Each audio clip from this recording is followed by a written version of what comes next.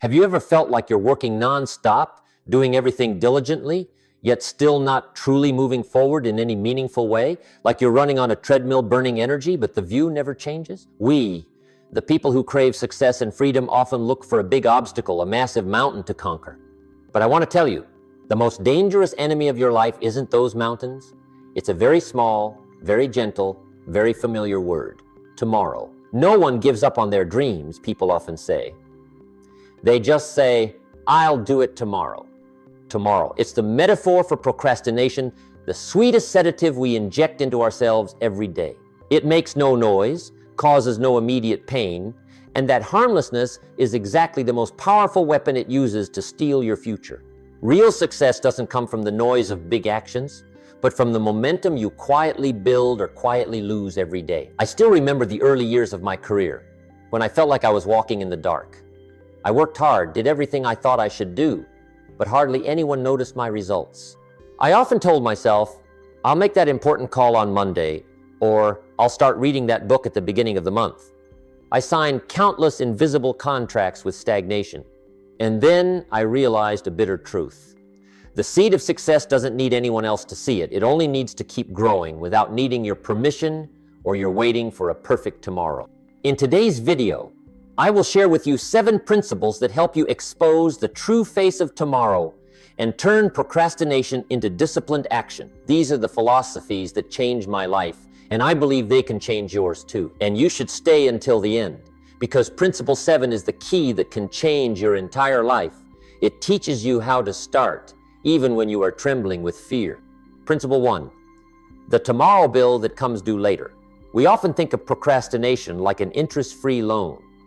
You want to exercise, but it's raining today, so you say, I'll make it up tomorrow. You want to write 1 page, but you're not in the mood, so you say, I'll write double tomorrow. It's like a waiter comes to your table and says, eat as much as you like and pay this bill on another day, any day you choose. Tempting, isn't it? The most dangerous thing about procrastination is this principle. The cost of tomorrow doesn't come immediately, it comes after years. Procrastination doesn't make you pay interest right away. It doesn't snatch your wealth the next day. It quietly accumulates, little by little. It's like a tiny leak in a water pipe. Today you lose 1 drop, tomorrow 2 drops. You think, it's just a few drops, what's the big deal?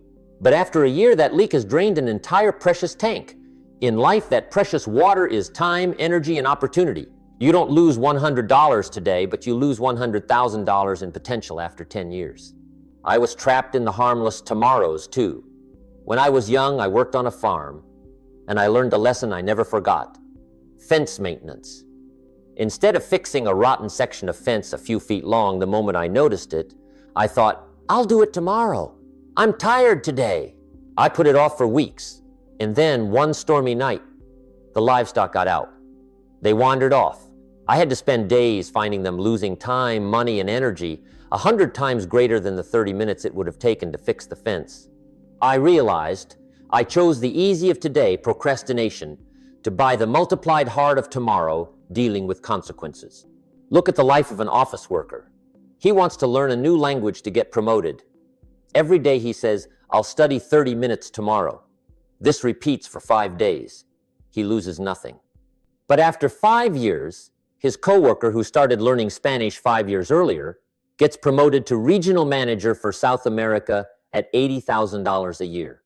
Only then does he see the bill that comes due later for 5 years of postponing 30 minutes a day. The cost of an opportunity, a salary, and a future stolen by his own choice of comfort. Think of tomorrow like a sleeping pill you take every night.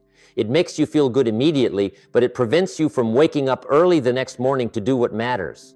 You don't see the harm because you're asleep. I learned that every big change always starts with a very small awakening. I ignored this principle too and paid for it with years of stagnation. Success is not accidental. It is a chain of correct decisions repeated every day. But the biggest loss isn't only opportunity. It's also the change in your character. Now let's go a little further into the lesson I wish I had learned 10 years earlier. A principle that reveals how procrastination destroys character. Principle 2, the stagnation contract. Each of us has a signature. That signature represents your promise, your commitment, your value. When you sign a contract, you commit to doing it. But what about invisible contracts? This principle says, every time you say tomorrow, you sign another contract with stagnation. Procrastination isn't just something you don't do, it is an action. It is the act of signing an agreement with yourself that says, I accept not fulfilling my responsibilities today. When you repeat this action, you are building a habit, a character. You are teaching your subconscious a dangerously damaging lesson. My promises can be broken, commitment doesn't matter, and I can rely on my lack of discipline. You are not just postponing work, you are postponing the building of the person you want to become. Look at the story of my great teacher, Earl Schoaf. He never talked about procrastination. He talked about self-esteem. He explained that when you promise others and keep your word, your self-esteem rises. When you promise yourself and keep your word, it rises tenfold. On the other hand, every time you say, I'll do it tomorrow, and then don't, you plant a seed of doubt in who you are. Schoaf once told me, Jim, if you don't believe your own promises, who will? Discipline isn't about pleasing others, it's about building self-esteem, building trust in yourself. A student says, I'll study 3 chapters tonight. He doesn't. He doesn't lose points that day, but he loses a small piece of belief in his ability to control himself. Repeat that hundreds of times, and he graduates with a character that doesn't believe in its own ability to finish. People can buy wealth, but they cannot buy confidence. Confidence can only be bought at the price of disciplined action repeated every day. The stagnation contract is like digging small holes under your own feet every day. At first it's harmless, but one day those holes connect into a big trap and you can't get out. No one pushed you down. You fell into a trap you built yourself. When I stopped blaming and started taking responsibility for even the smallest promises to myself, everything around me changed. I realized life will pay those who refuse to think with an empty future. Strength doesn't come from what you want to do, but from what you actually do. And what's scary is that we keep signing these contracts because we are deceived by their harmlessness. The next principle will expose why tomorrow is such a subtle illusion. Principle 3, the danger of harmlessness. In nature, the most dangerous animal isn't the roaring tiger you can see, it's the venomous snake hidden in the bushes that you never notice. Visible danger triggers your defense. This principle points out, tomorrow sounds harmless, so it doesn't trigger resistance. When you face a difficult task or heavy pressure, your brain creates tension and alarm that pushes you to act or flee. But when you say, I'll do it tomorrow, you shut that alarm off. It's like driving with an obstacle ahead. If it's large, you slam the brakes. But tomorrow is a tiny, soft obstacle wrapped in cotton candy. You don't feel the need to resist. That harmlessness turns tomorrow into the perfect lie, a plush armchair you sink into, allowing you to delay without guilt. You don't feel you need to develop discipline because nothing dangerous happens today. I once met a very talented man. He had vision and a great business idea, but he never started. He always said, this idea is big. I need to prepare carefully. I'll start the first step tomorrow. I asked him, if a robber pointed a gun at your head and said, start right now or die, what would you do? He laughed and said, of course I'd do it immediately. The problem was he needed an external threat to trigger action. Meanwhile, tomorrow was an internal threat, an invisible robber. He couldn't see the robber, so he didn't act. And after 10 years, the price he paid was greater than being robbed. A life that never reached its true potential. Think about cleaning your desk. It takes 15 minutes. You say, tomorrow. Nothing terrible happens. No one fires you because your desk is messy. But the accumulation of those small, harmless delays creates a chaotic environment that quietly reduces your productivity and focus. Your disorganization is born from the times you allowed yourself to postpone small, harmless tasks. Tomorrow is a thin layer of fog. It's not a wall. But if you walk in fog, you never see the road ahead and you get lost. You aren't blocked, but you can't move forward. I learned that courage isn't the absence of fear. Courage is acting despite fear. But with tomorrow, you don't even need courage because you don't feel fear. You only need awareness. That harmlessness leads to a bigger problem. It turns procrastination into an unbreakable habit. If these lessons truly resonate with you, hit subscribe to continue this journey with me, where we explore principles that help you move forward every day. Principle 4, the painless habit. If you touch a hot stove, you pull your hand back immediately. Pain is a powerful instant feedback signal that forces behavior change. But what happens when your wrong behavior causes no pain? This principle is, procrastination causes no pain, so it repeats easily. That is why procrastination becomes the most powerful and hardest habit to break in your life. When you postpone reading a personal development book, your body doesn't hurt. When you postpone exercise, you feel more comfortable. Your wrong behavior is rewarded with an immediate feeling of ease and safety. Procrastination creates a false positive feedback loop. A great philosopher and entrepreneur once said, "One of the hardest lessons is learning how to see the consequences of the things you don't do. If you don't pull weeds today, your garden still looks fine. Tomorrow it still looks fine, but after a season, the weeds have killed your precious flowers." The pain doesn't come from pulling weeds today. The pain comes from seeing your garden dead next season. Think of a young entrepreneur who wants to expand the market. He knows he needs to make 20 sales calls a day. He procrastinates. At the end of the day, he feels relaxed because he avoided rejection.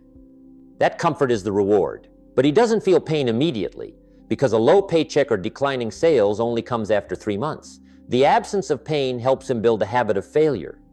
To break this loop, you must change how you define pain. You must make procrastination hurt immediately. You must turn laziness into an invisible punishment. Attach procrastination to a value you care about. For example, if you procrastinate, you must donate $50 to a charity you dislike, or you must call a friend to apologize for breaking a small promise. This painless habit is a trap. How much time are you spending each day enriching your mind? If you don't feel pain when wasting time, that's a sign you've accepted an average life. I learned that if you want success, you must be tougher on yourself than the world is on you. If you've ever felt stuck, the next principle is the key that opens the door.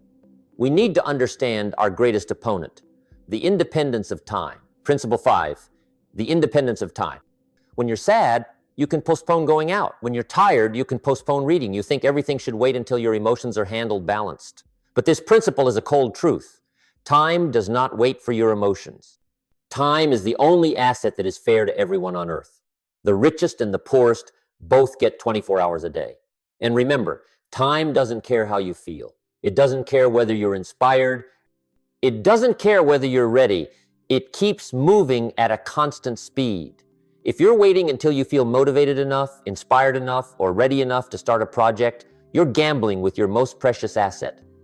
Your emotions can change like weather, but the clock never stops turning. I still remember the days I worked with big investors in the 1,970 seconds. They never said, "I'll buy this stock when I feel it's right." They said, "I'll buy this stock when the data and trends say it's right." They completely separated personal emotion from the decision to act. You can wake up and say, "I don't want to work today." Time will not stop. You will lose those 8 valuable working hours, and those 8 hours will not come back. You are selling your time for a passing emotion.